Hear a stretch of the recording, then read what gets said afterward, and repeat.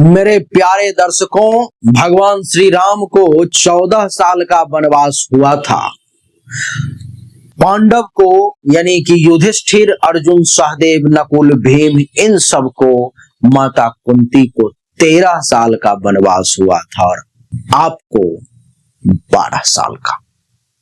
ये 12 साल के बाद देवगुरु बृहस्पति अपनी उच्च राशि में प्रवेश कर रहे हैं, वो भी 18 अक्टूबर 2025 को।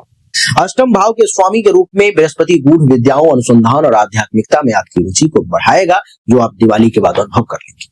यदि आप ज्योतिष, तंत्र या अन्य रहस्यमय विद्या में रुचि रखते हैं तो यह समय आपके लिए अनुकूल रहेगा। इसके अलावा अचानक से धन लाभ होंगे, जैसे विरासत या बीमा से भी लाभ की संभावना बनेगी। लाभ भाव का भी प्रभाव दिखेगा।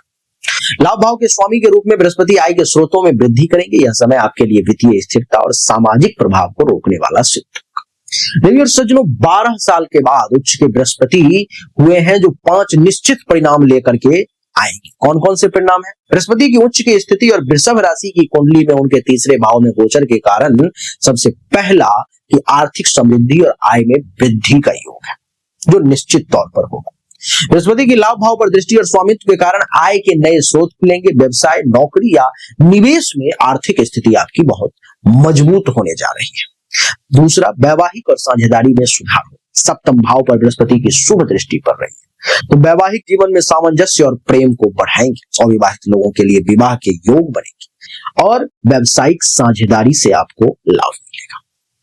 भाग्य और उच्च शिक्षा में भी प्रगति होगी। नवम भाव पर में बृहस्पति की दृष्टि भाग्य को प्रबल करेगी। उच्च शिक्षा, शोध और विदेश से संबंधित कार्यों में सफलता मिलेगी।